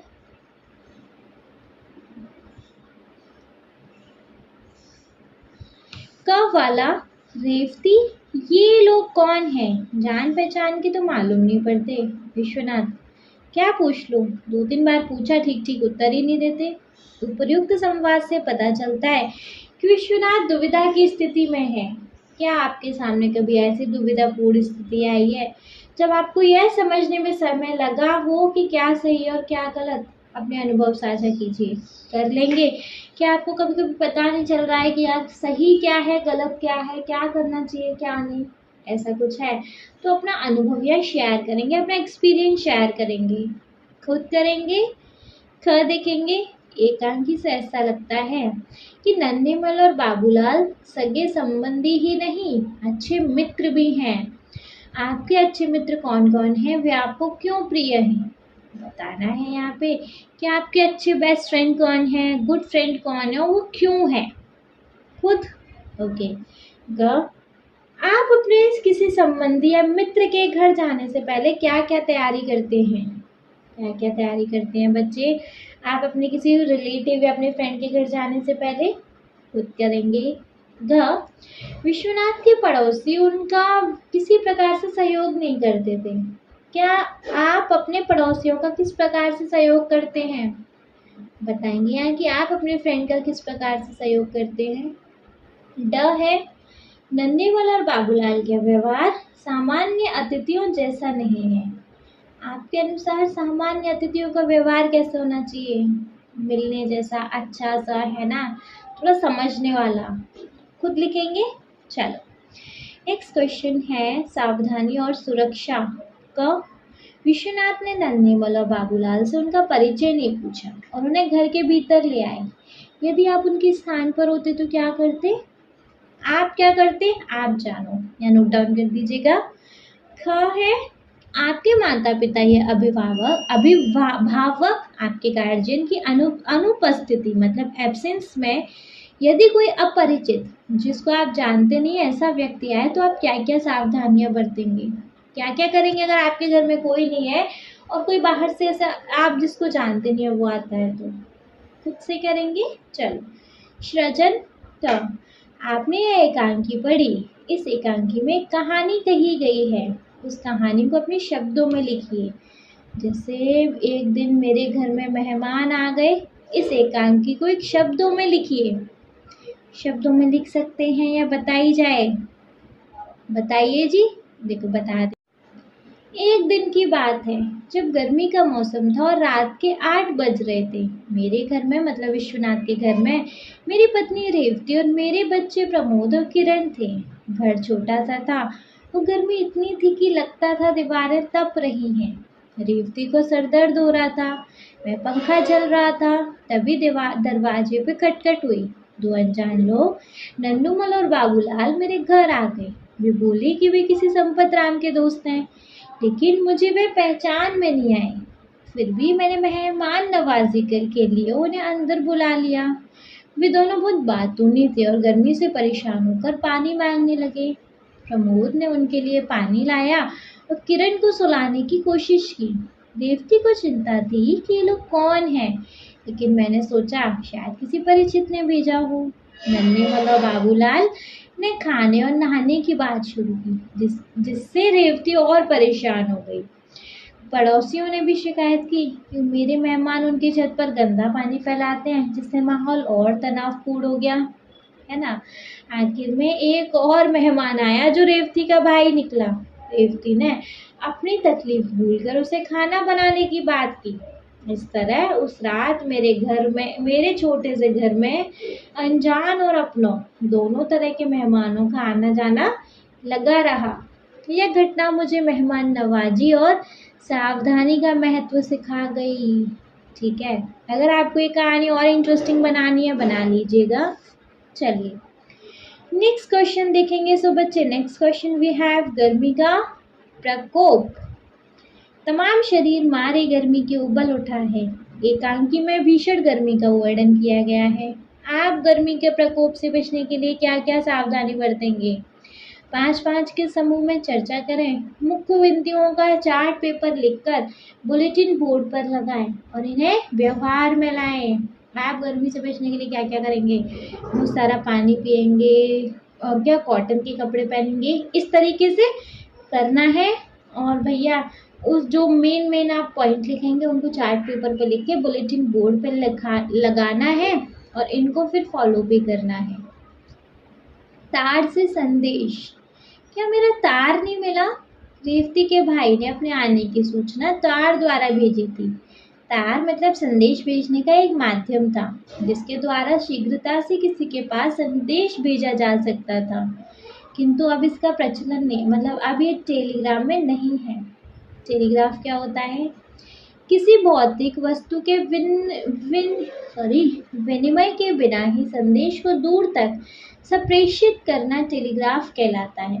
विद्युत धारा की सहायता से पूर्व निर्धारित संकेतों द्वारा संवाद और समाचारों को एक स्थान से दूसरे स्थान पर भेजने वाला तथा प्राप्त करने वाला यंत्र तार यंत्र टेलीग्राफ कहलाता है। वर्तमान में यह प्रौद्योगिकी अप्रचलित हो गई है ना, अब इनका ट्रेंड नहीं रहा।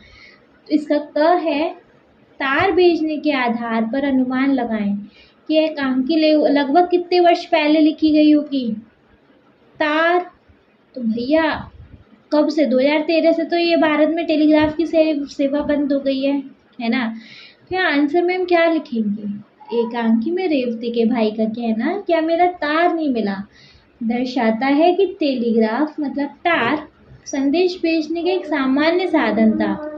भारत में टेलीग्राफ का उपयोग 20वीं सदी के मध्य तक, खासकर 1940 से 1980 तक के दशक में बहुत आम था। 2013 में टेलीग्राफ सेवा बंद हो गई। चूंकि एकांकी में टेलीग्राफ का जिक्र है तो यह मध्यवर्गीय परिवार की जिंदगी को दर्शाता है जिसमें आधुनिक तकनीक जैसे मोबाइल फोन का जिक्र नहीं है। तो यह अनुमान लगाया जा सकता है कि यह एकांकी लगभग 40 से 70 वर्ष पहले लिखी गई होगी, है ना, 1950 से 1980 के बीच में। ठीक है, चलिए।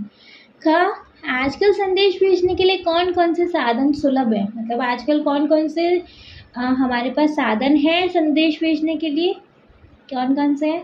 मोबाइल फ़ोन है, ईमेल है, एसएमएस है, सोशल मीडिया है, वीडियो कॉल है, पत्र है, वॉइस मैसेज है, ये सारे साधन हैं। Mobile phone, WhatsApp, Telegram, signal जैसे ऐप्स के ज़रिए तुरंत टेक्स्ट, फ़ोटो, वीडियो भेजे जा सकती हैं। ईमेल, जीमेल, याहू मेल आदि के ज़रिए औपचारिक और अनौपचारिक संदेश भेजे जाते हैं। एसएमएस, छोटे टेक्स्ट संदेश मोबाइल नेटवर्क के ज़रिए।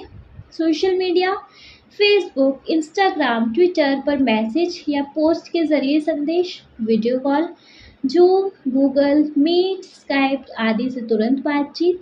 पत्र, भारतीय डाक सेवा के ज़रिए पारंपरिक पत्र भेजे जा सकते हैं। Voice message, WhatsApp, phone call या अन्य ऐप के ज़रिए आवाज़ में संदेश। ठीक है। द है, आप किसी को संदेश भेजने के लिए किस माध्यम का सर्वाधिक उपयोग करते हैं? अगर आपको कोई संदेश भेजना हो तो भैया आप कौन सा क्या यूज़ करेंगे, खुद करेंगे। चलिए, नेक्स्ट है घ, अपने किसी प्रिय व्यक्ति को एक पत्र लिखकर भारतीय डाक द्वारा भेजिए। किसी को भी भेजो जो आपको पसंद हो। दादाजी को भेजते हैं। चलो, प्रिय दादाजी, नमस्ते। आशा है आप स्वस्थ और खुश हैं। मैं यह पत्र आपको इसलिए लिख रहा हूँ या लिख रही हूँ क्योंकि मुझे आपके साथ बिताए पल बहुत याद आ रहे हैं। स्कूल में सब ठीक है और मैंने हाल ही में एक नाटक नया मेहमान पढ़ा जिसमें एक परिवार की मेहमान नवाजी की कहानी है। यह पढ़कर मुझे आपकी बताई कहानियाँ याद आई जब आप मेहमानों के लिए खाना बनवाते थे। मुझे याद है आप हमेशा कहते थे मेहमान भगवान का रूप होते हैं। इस नाटक में भी यही भाव था, लेकिन कुछ मेहमान अनजान थे जिससे थोड़ी परेशानी हुई। आपके पास भी कोई ऐसी कहानी हो तो बताइएगा। मैं जल्दी छुट्टियों में आपसे मिलने आऊँगा। मम्मी पापा और छोटी बहन भी आपको नमस्ते कर रही हैं। आपका प्यार, अपना नाम और अपना पता यहाँ लिख दीजिएगा और डेट भी लिख दीजिएगा। ठीक है जी। चलिए, नेक्स्ट क्वेश्चन पे आ जाते हैं। नाप तोल और मुद्राएं। जबकि नत्थामल के यहाँ 9.5 आने गज बिक रही थी। उपयुक्त पंक्ति के रेखांकित शब्दों पर ध्यान दीजिए। रेखांकित शब्द 9.5 आने गज में 9.5 भारतीय भाषा के में अंतर्राष्ट्रीय अंक 9.5 को दर्शा रहा है। वही आने शब्द भारतीय मुद्रा और गज शब्द लंबाई नापने का मापक है। तो पता लगाइए कि 1 रुपए में कितने अंक आने चाहिए। 1 रुपए में कितने आने होते हैं बताइए। 1 रुपए में 16 आने होते हैं। यह पुरानी भारतीय मुद्रा प्रणाली है जो प्रचलन में नहीं है। 1 रुपए में 16 आने। 4 आने में कितने पैसे होते हैं? 1 रुपए में 16 आने मतलब 64 पैसे। 4 आने में 16 पैसे होते थे, है ना। आपके आसपास गज शब्द का प्रयोग किस संदर्भ में किया जाता है? पता लगाइए और लिखिए। कपड़ा नापने के लिए, साड़ी नापने के लिए, है ना, खेत नापने के लिए, इन सब में किया जाता है। बताइए कि 1 गज में कितनी फीट होती है? तो 1 गज में 3 फीट होती है। ठीक है, आ गया समझ। चलिए, नेक्स्ट और लास्ट हमारे पास झरोखे से है, इसको पढ़ लिया जाए। कवि सूर्यकांत त्रिपाठी निराला का जीवन सादगी भरा था, परंतु वे अपने आतिथ्य के लिए जाने जाते थे। उनके घर में कोई अतिथि आ जाए तो उसके सत्कार के लिए जी जान से जुट जाते थे। महादेवी वर्मा की पुस्तक पथ के साथी से निराला के आतिथ्य भाव का एक छोटा सा अंश पढ़ लेते हैं। ऐसे अवसरों की कमी नहीं जब वे अकस्मात पहुंचकर कहने लगे, मेरे इक्के पर कुछ लड़कियां थोड़ा घी आदि रखवा दो। अतिथि आए हैं, घर में सामान नहीं है, उनके अतिथि यहाँ भोजन करने आ जावे। सुनकर उनकी दृष्टि में बालकों जैसा विस्मय झलक आता है जो अपना घर समझ कर आए हैं। उनसे यह कैसे कहा जाए कि उन्हें भोजन के लिए दूसरे घर जाना होगा। भोजन बनाने से लेकर जूठे बर्तन मांजने तक का काम वे अपने अतिथि देवता के लिए संघर्ष करते हैं। 33 कोटि देवताओं के देश में इस वर्ग के देवताओं का संख्या कम नहीं, पर आधुनिक युग में उनकी पूजा विधि में बहुत कुछ सुधार कर लिया है। अब अतिथि पूजा के अवसर वैसे कम ही आते हैं। यदि आ भी पड़े तो देवता के और अभिषेक, श्रृंगार आदि संस्कार बेरा नौकर आदि ही संपन्न करा देते हैं। पुजारी गृहपति को तो भोग लगाने की मेज पर उपस्थित रहने भर का कर्तव्य संभालना पड़ता है। कुछ देवता इस कर्तव्य से भी उसे मुक्ति दे देते हैं। ऐसा युग में आतिथ्य की दृष्टि से निराला जी में वही पुरातन संस्कार है जो इस देश के ग्रामीण किसान में मिलता है। उनके भाव की अतल गहराई और अबाध वेग भी आधुनिक सभ्यता के छिछले और बंधे भाव व्यापार से भिन्न है। ठीक है, ये है हमारा झरोके से पढ़ने के लिए होता है। और बच्चे, इसके साथ ही हमारा ये चैप्टर हो गया खल्लास, ख़त्म हो गया। ठीक है, नेक्स्ट वीडियो में हम देखने वाले हैं बच्चे अपना नेक्स्ट चैप्टर। इस चैप्टर के एक्सरसाइज में या एक्सप्लेनेशन में कोई डाउट है तो बच्चे कमेंट बॉक्स है ना, वहाँ पे कमेंट कर दीजिएगा। कोई डाउट नहीं है तो आप इस वीडियो को एक लाइक करेंगे, चैनल को सब्सक्राइब तो ज़रूर ही करेंगे, और आपके जिन फ्रेंड्स के लिए वीडियो हेल्पफुल होती है उनको इस वीडियो को उठा के शेयर करेंगे। Okay, thank you so much.